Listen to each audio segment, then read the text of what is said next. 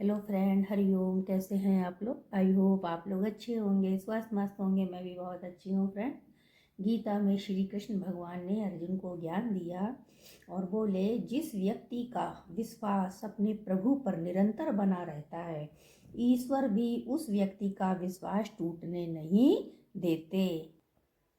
नरक के 3 द्वार हैं, वासना, क्रोध, लालच। उस दिन हमारी सारी परेशानी खत्म हो जाएगी, जिस दिन हम समझने लगेंगे कि हमारा सारा काम ईश्वर ही कर रहे हैं।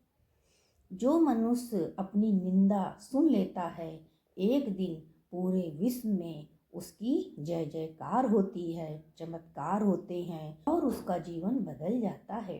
बुरे कर्म करने नहीं पड़ते हैं, हो जाते हैं। अच्छे कर्म हमें खुद ही करने पड़ते हैं। इसलिए बुरे कर्मों से तौबा करो और अच्छे कर्म करने के लिए जोर लगाओ।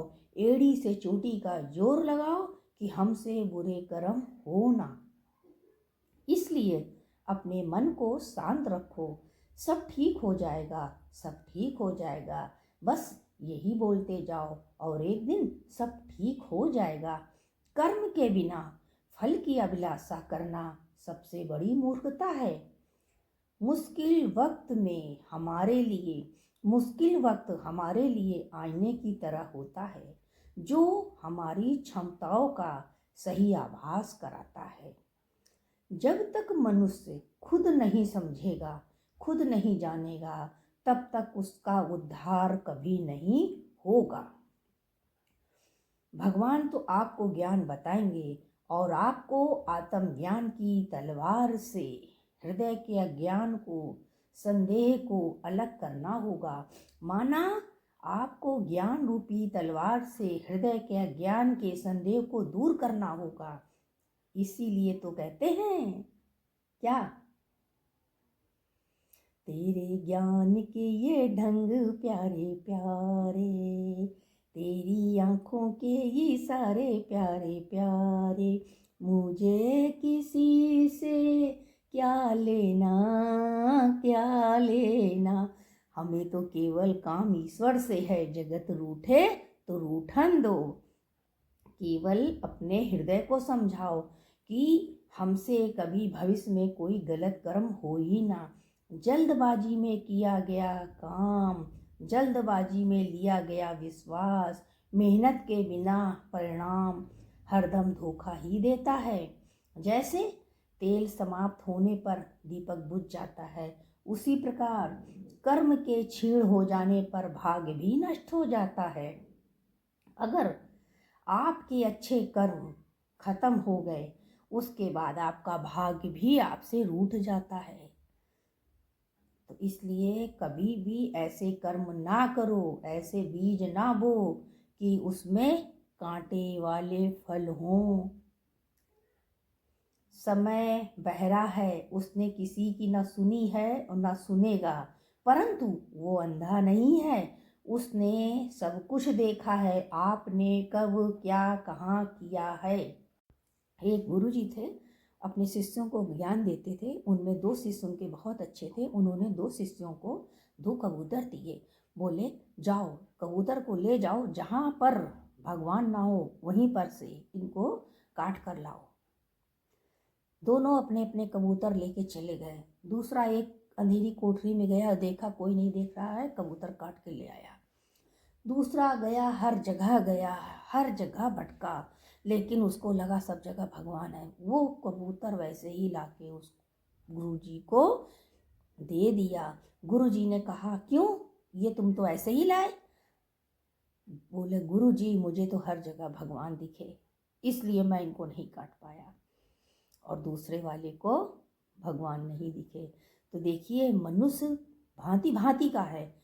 किसी को कुछ दिखता है, किसी को कुछ दिखता है, किसी को हर जगह भगवान दिखता है।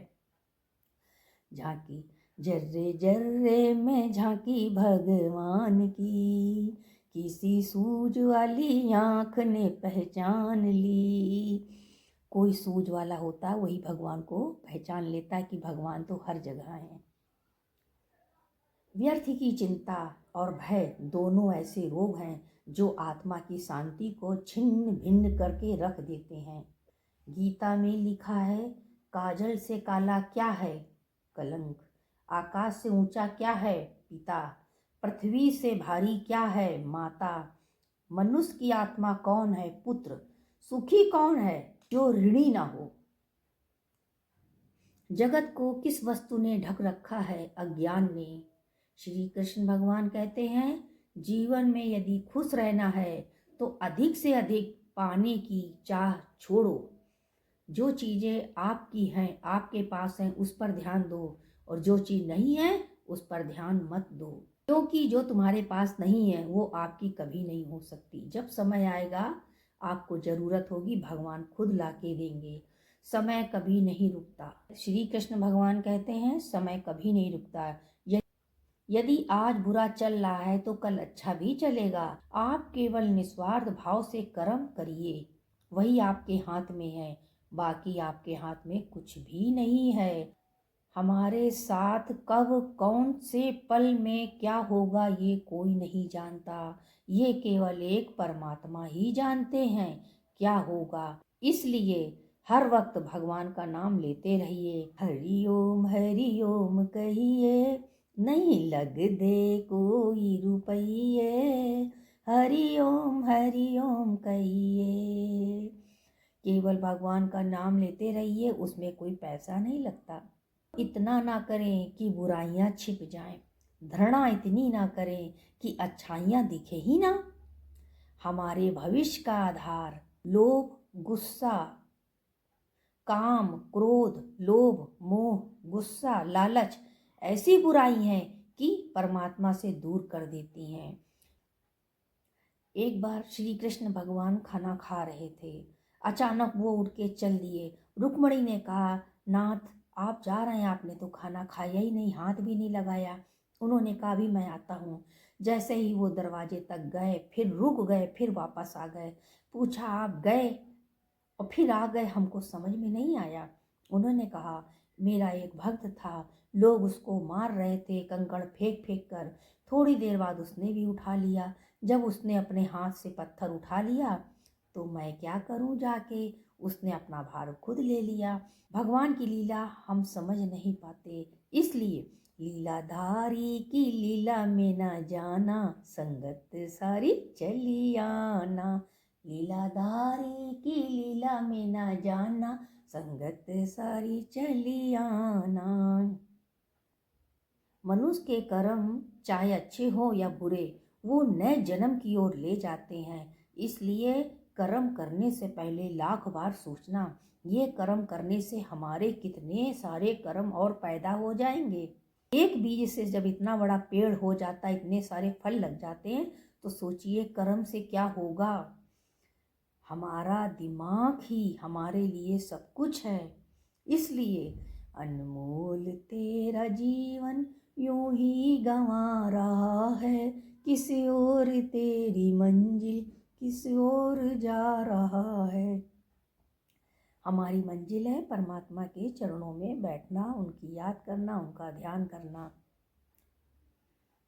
जिद, गुस्सा, गलती, लालच खर्राटों की तरह होता है, जो दूसरे को तो बहुत चुभता है लेकिन खुद को एहसास नहीं होता।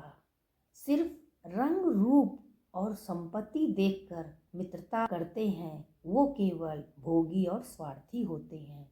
अच्छे कर्म करते रहिए, कोई आपका सम्मान करे या अपमान, पर ईश्वर आपका सम्मान जरूर करेंगे।